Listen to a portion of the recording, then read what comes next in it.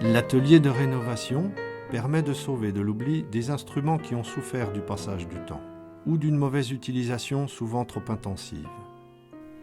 Ce sont des instruments somme toute intéressants, qui sont aussi des témoignages de l'histoire du piano et qu'on fait vivre, chanter, comme des témoins de l'histoire du piano.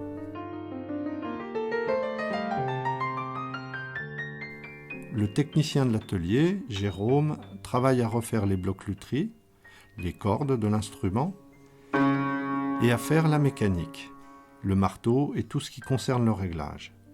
Il est facteur d'orgue et il a été formé en atelier à l'accord, au réglage et aux finitions simples.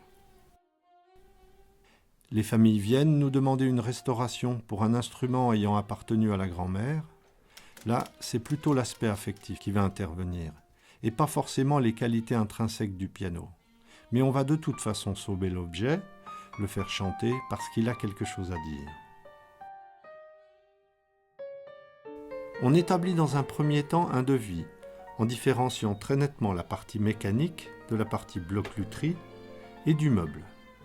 Et pour ce qui concerne l'aspect chantant, la finition, l'aspect musical, on travaille en commun avec le technicien de l'atelier qui apporte son expérience et son savoir-faire.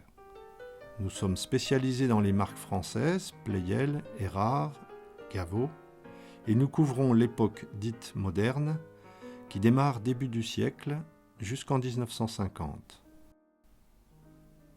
Nous faisons travailler un sous-traitant spécialisé, David Boulogne, qui intervient dans les finitions, c'est-à-dire les vernis cellulosiques, polyuréthane ou polyester, et qui apporte la touche finale au traitement du bois. Il y a deux choix possibles au point de vue de la sonorité, soit moderniser l'instrument en lui donnant les standards de son plus récents, soit en respectant les techniques anciennes et ainsi retrouver le son de l'époque.